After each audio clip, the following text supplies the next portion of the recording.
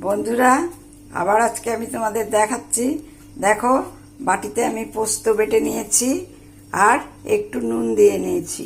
এবার এটাকে মেখে নিয়ে বেশ বড় বড় করে বড়া করব। দেখো, আমি তাওয়ার মধ্যে তেল দিয়ে নিচ্ছি।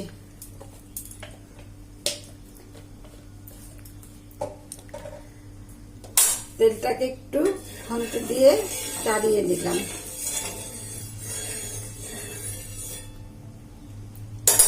এবার বেটে রাখা পোস্তটাকে বেশ বড় বড় করে বড়া দিয়ে দিলাম।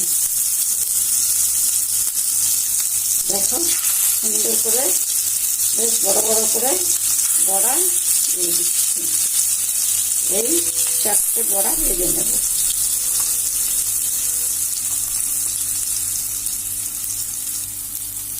দেখো বন্ধুরা, আমি পোস্তের বড়াগুলোকে উল্টে দিয়েছি, দিয়ে আবার ওই পিঠটাকে ভেজে নিচ্ছি। আজকে একটু কড়া করে ভাজবো। দেখো,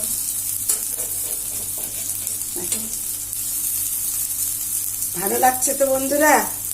তোমরা এরকম করে পোস্তের বড়া করবে আর ভাত খাবে। শুধু পোস্তের বড়া আর ডাল দিয়ে ভাত খাওয়া হয়ে যাবে। দেখো বন্ধুরা, আজ আমি ডাল বানিয়েছি, সব মিশিয়ে একটা তরকারি বানিয়েছি আর পোস্তর বড়া বানিয়েছি। ভালো করে দেখো। তোমাদের যদি ভালো লাগে, পোস্তটাকে শুকনো লঙ্কা দিয়ে বাটবে, বেটে এইভাবে বড় বড় করে বড়া করবে।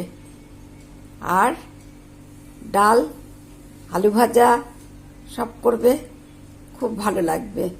দেখো, আমার রেসিপিটা যদি তোমাদের ভালো লাগে তাহলে তোমরা লাইক করো, শেয়ার করো আর সাবস্ক্রাইব করতে একদম ভুলবে না বন্ধুরা।